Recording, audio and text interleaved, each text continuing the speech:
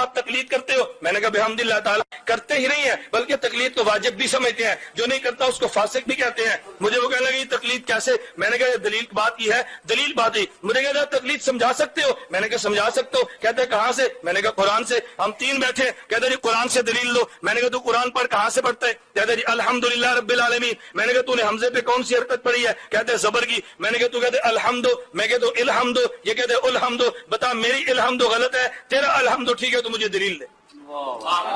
نہیں سمجھے؟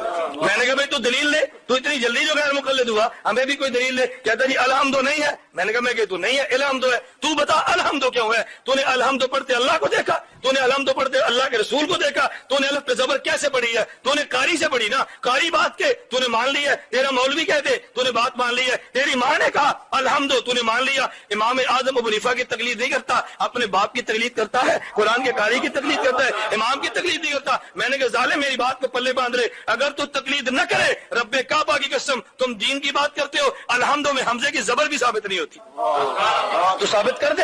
میں نے کہا مرشد کہہ دے۔ میں کہ تو میرے پاس دلیل موجود ہے، الحمد میں زبر کیوں پڑھتے ہیں؟ ہمارے پاس دلیل ہے، ہم نے نحو پڑھی، ہمیں موجود ہے حمزہ وصلیہ جو مفتوح ہوتا ہے ابتدائی کلام میں، میں تو دلیل دے لوں گا، لیکن اگلی بار یاد رکھ لے۔ میں کہ تو بات یاد رکھو، تقلید کہتے کسے ہیں؟ تقلید اس کا معنی ہوتا ہے ایک بات دلیل ہو، آپ بلا مطالبہ